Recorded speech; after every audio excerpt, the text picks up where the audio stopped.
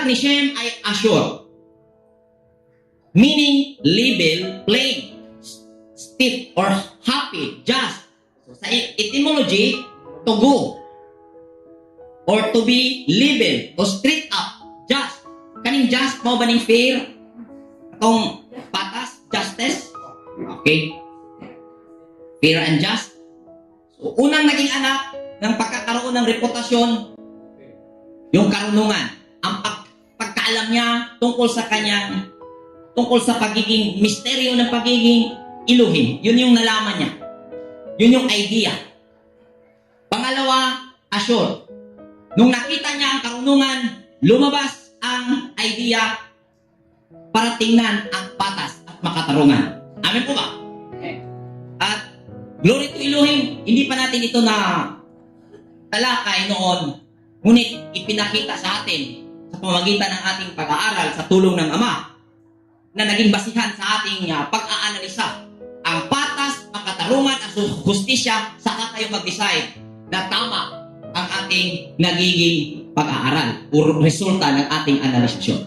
Pag nakita natin sa resulta na makatarungan, patas at may hustisya, ito ay Ashur na anak ni Shem. Exodus chapter 23 verse 2. Huwag kayong makikiisa sa karamihan sa paggawa ng masama o sa paghadlang sa katarungan. Kung ating titingnan ang Exodus history, ito ay history ni Moises at ng mga Israelita. At alam po natin lahat, ang mga Israelita ay descendant ni Abraham mula sa hanay ni Pilim. Mula kay Shem sa susunod na chapter ng Genesis chapter 11.